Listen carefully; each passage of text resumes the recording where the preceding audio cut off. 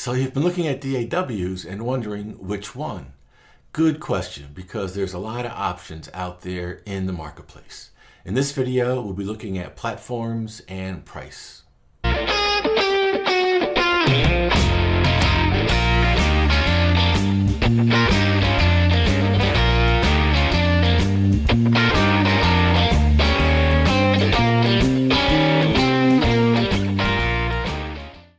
Alright, so let's start with the freeware. This is a platform grid, and as you can see, Audacity runs on Windows, Mac, and Linux. Pro Tools First and Studio One run on Windows and Mac. Cakewalk runs on Windows, and GarageBand runs on a Mac.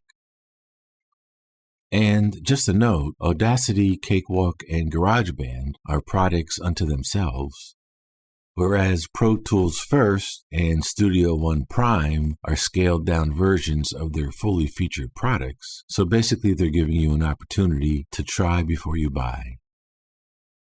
In this grid, we're looking at MIDI and plugin support. Now, a caveat on the plugin notations. I found that descriptions about VST and AU plugins were not always crystal clear. There's actually versions of VST plugins, like VST2 and VST3, and it wasn't always clear in feature descriptions if both versions were supported. Also, you'll find that some DAWs require a wrapper or an add-on to use VST and or AU plugins. And sometimes plugin support may not be available across all versions of a particular DAW. So there's a number of things to consider when looking into plugin support.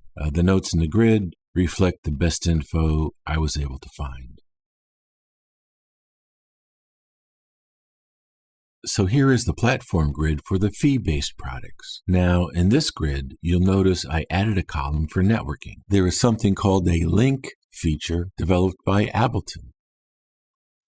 Bitwig and Reason make use of Ableton's link feature. And Cubase and Pro Tools offer a cloud collaboration feature.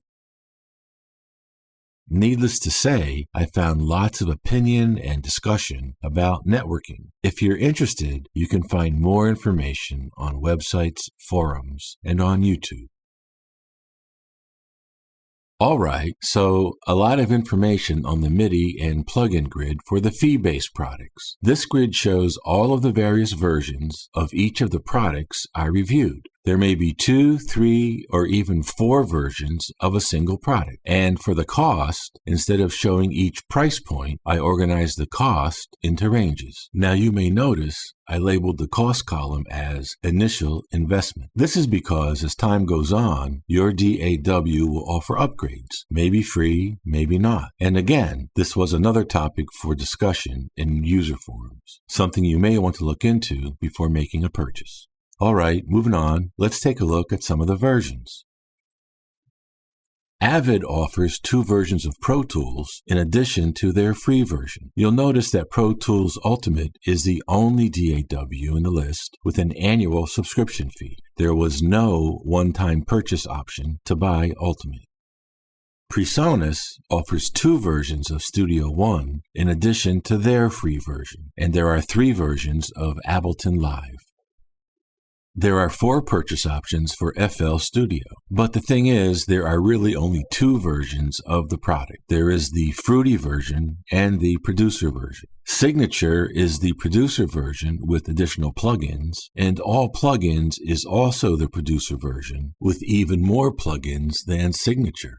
Side note on FL Studio, this was the only product I reviewed that advertised free lifetime upgrades.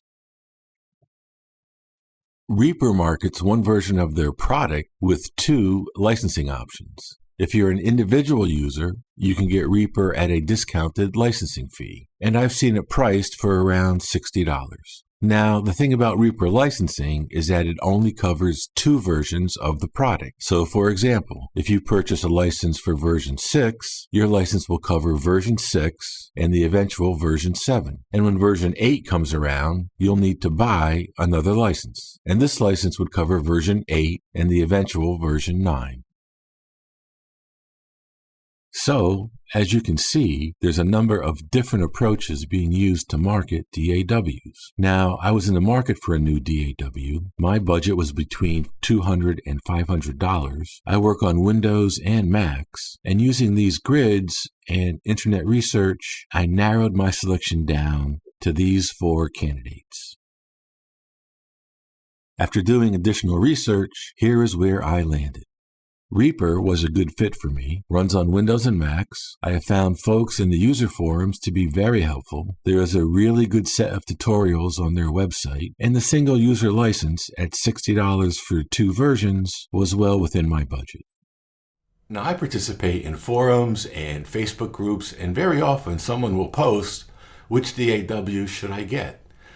Which is understandable because there's a lot of products and features, out there in the marketplace. But the thing is, when it comes to selecting a DAW, it's not really a question someone else can answer.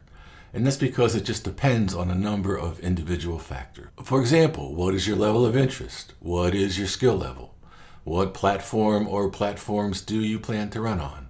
Are you recording your own music? Are you going to record other musicians? Are you doing a podcast? Are you doing voiceover work? So all of these factors play into selecting a DAW that's right for you. So be sure to check out the links below. You'll find a bunch of websites that I use for the information in this video. You'll also find a link to the tables. Feel free to download. And with that, give us a like, subscribe, or a comment, and we'll see you next time.